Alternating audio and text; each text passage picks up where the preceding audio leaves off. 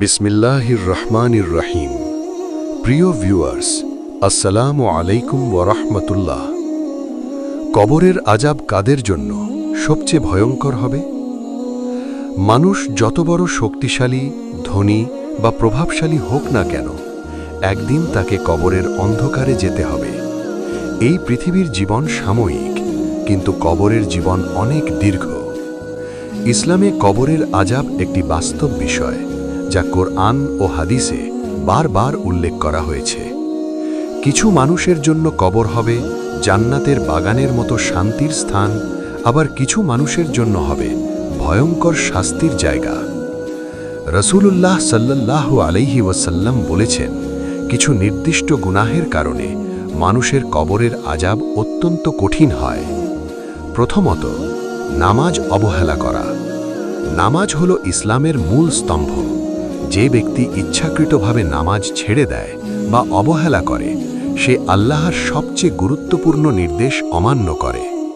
অনেক আলেম বলেছেন, নামাজ ছেড়ে দেওয়া মানুষের জন্য কবরের শাস্তি কঠিন হতে পারে। দ্বিতীয়ত, গীবত ও পরনিন্দা করা। মানুষের পিছনে তার দোষ আলোচনা করা ইসলামে বড় গুনাহ। হাদিসে এসেছে, নবী সাল্লাল্লাহু আলাইহি ওয়াসাল্লাম একবার দুইটি কবরের পাশ দিয়ে যাওয়ার সময় বললেন, এই দুইজনকে শাস্তি দেওয়া হচ্ছে। তাদের একজন মানুষের মধ্যে গীবত করত এবং অন্যজন পেশাব থেকে পবিত্রতা অর্জনে অবহেলা করত। তৃতীয়ত, মিথ্যা বলা ও প্রতারণা করা। যারা মানুষের সাথে প্রতারণা করে, মিথ্যা বলে, অন্যের অধিকার নষ্ট করে, তারা দুনিয়াতে হয়তো সাময়িক লাভ পায়, কিন্তু মৃত্যুর পরে তাদের জন্য অপেক্ষা করে কঠিন জবাবদিহি। চতুর্থত, অহংকার ও জুলুম করা। যারা ক্ষমতা বা সম্পদের অহংকারে অন্য মানুষকে কষ্ট দেয়, অন্যায়ভাবে মানুষের অধিকার হরণ করে, আল্লাহ তাদেরকে পছন্দ করেন না।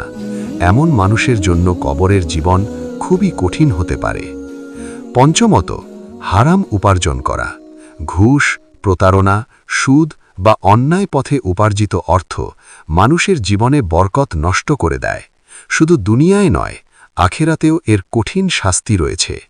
তাই একজন মুমিনের উচিত জীবিত অবস্থায় নিজের আমল ঠিক করা, নামাজ কায়েম করা, মানুষের সাথে ভালো আচরণ করা, হারাম থেকে বেঁচে থাকা এবং আল্লাহের কাছে ক্ষমা প্রার্থনা করা।